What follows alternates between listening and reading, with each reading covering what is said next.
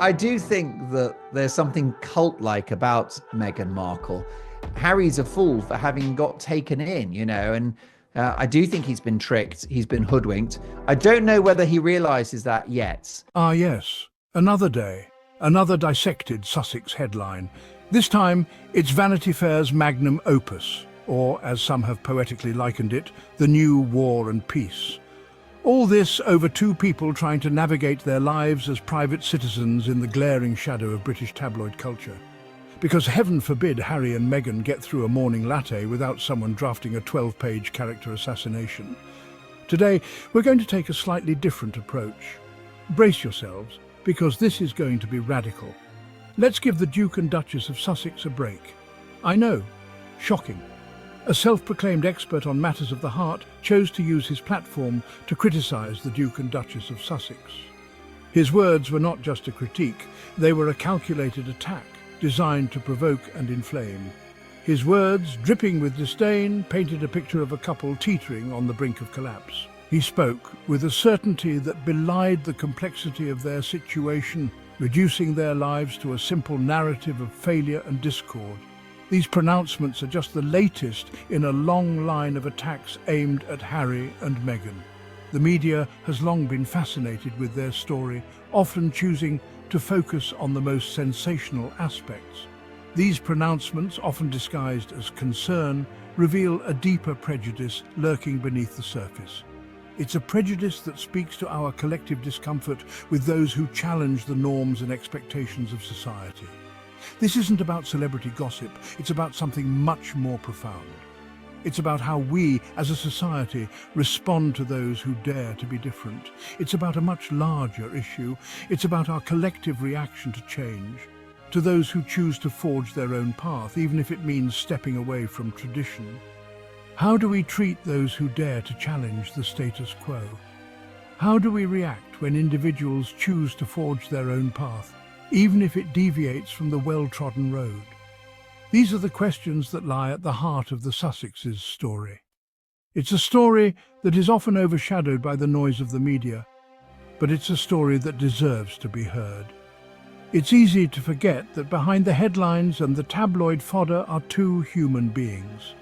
Two individuals who, like all of us, experience joy, sorrow, love, and loss. Their story is not just one of celebrity, but one of humanity. It's time we remember their humanity. It's time we look beyond the headlines and see the people behind the story. We must ask ourselves, why are we so quick to judge? Why are we so eager to believe the worst? The answer perhaps lies in our own insecurities, in our own fears of the unknown. It's a reflection of our own struggles, our own battles with change and uncertainty. As we navigate our own paths, we project our fears and insecurities onto those who dare to walk a different road. It's a natural human reaction, but one that we must strive to overcome. We must strive to see the humanity in others, to understand their struggles and triumphs. Only then can we truly appreciate the courage it takes to forge a new path. Their story is a reminder of the power of resilience, of the strength it takes to stand against the tide. It's a story that challenges us to look beyond the surface and see the deeper truths that lie beneath. So, as we turn the pages of Vanity Fair and read the latest headlines, let us remember the humanity behind the story. Let us strive to understand, to empathize, and to support those who dare to be different. In doing so, we not only honor their journey, but also enrich our own. For in the end, it is our shared humanity that binds us together, that makes us stronger, and that allows us to grow. From the moment their relationship became public, the world has watched Harry and Meghan with an unblinking eye. Harry and Meghan have endured a level of scrutiny rarely seen before. Every move they make, every word they utter, is captured and analysed. Every smile, every glance, every tender moment shared between them is put under a microscope. Every public appearance dissected and analysed for any hint of discord. The media's obsession with their relationship knows no bounds. The tabloids, hungry for scandal, have spun narratives of discord and disharmony, often based on the flimsiest of evidence. Sensational headlines scream from the newsstands, painting a picture of turmoil. This relentless pursuit of a negative story has taken its toll. The constant barrage of negativity has worn them down, leaving them visibly exhausted and worried. It's easy to forget that Harry and Meghan are not fictional characters in a soap opera. They are real people, with real lives and real emotions. They are real people with real feelings who have been deeply affected by this constant barrage of negativity. Their private moments, meant to be cherished, are instead invaded and exposed. The impact of this scrutiny goes beyond mere inconvenience. It creates a constant state of stress and tension, making it difficult for them to find peace. It strikes at the very core of their relationship, creating an atmosphere of suspicion and distrust. The pressure of living under such intense scrutiny would be enough to strain even the strongest of bonds. The pressure of living under such intense scrutiny would be enough to strain even the strongest of bonds. The constant need to be on guard to protect themselves from the prying eyes of the media takes a heavy toll. It's time we recognize the human cost of this relentless pursuit of scandal. The invasion of privacy, the constant harassment, and the unending scrutiny are not justifiable in the name of news. It's time we demand better from our media. We must hold them accountable for their actions and demand a higher standard of ethics and responsibility. And it's time we extend a hand of understanding and empathy to Harry and Meghan. They deserve to live their lives with dignity and respect, free from the relentless scrutiny that has plagued them for so long. Let us stand with them and show that we value their humanity above all else. The criticisms aimed at Meghan are particularly revealing. They offer a window into the pervasive double standards that still exist in our society. She's been labelled as difficult, demanding, and controlling.